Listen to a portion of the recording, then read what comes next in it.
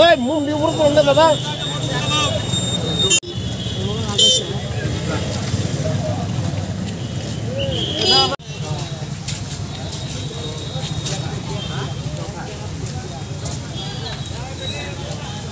পুরো ভারতবর্ষ এবং পুরো এই রাজ্যে সবাই আমরা জানি যে বিগত 24 মাস ধরে 2 বছরের মতন হতে গেল মণিপুরে একটি বিশাল সংকটে মণিপুরের মানুষরা দাঙ্গায় এবং রোজ তাদের পেছনে তাদেরকে গুলি মারা হচ্ছে, রোজ মেয়েদেরকে নৃশংসভাবে মেয়েদেরকে নগ্নভাবে হাঁটানো হচ্ছে, রেপ করা হচ্ছে।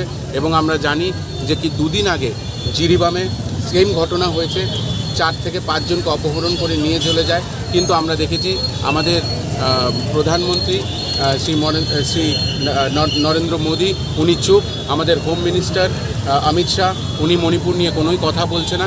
আমরা এই কথা আমাদের এলওপি লিডার রাহুল গান্ধীজিও অনেকবার ওনাকে বলেছে যে আপনি মণিপুরে যান, আপনি এই প্রবলেম সলভ করুন। কিন্তু আমরা দেখেছি যে দিনের পর দিন উনি চুপ করে বসে আছে, উনি শীত ঘুমে আছে। এবং প্রত্যেক দিন মণিপুরে কোথাও মার্ডার হচ্ছে, কোথাও মানুষকে অপহরণ করে নিয়ে যাওয়া হচ্ছে, মহিলাদেরকে নির্যাতন করা হচ্ছে, নগ্ন রাস্তায় হাঁটানো হচ্ছে। এটি একটি লজ্জাস্কর ব্যাপার। এবং সবচেয়ে ইম্পর্টেন্ট কথা, এটি গভর্নমেন্ট রিপোর্টসে দেখা গেছে যে এখন পর্যন্ত 60,000 লোক বেঘর হয়ে রয়েছে, 317 জনের মতন এখন পর্যন্ত মারা গেছেন, মার্ডার করা হয়েছে, আর 7,000-এর থেকেও বেশি লোক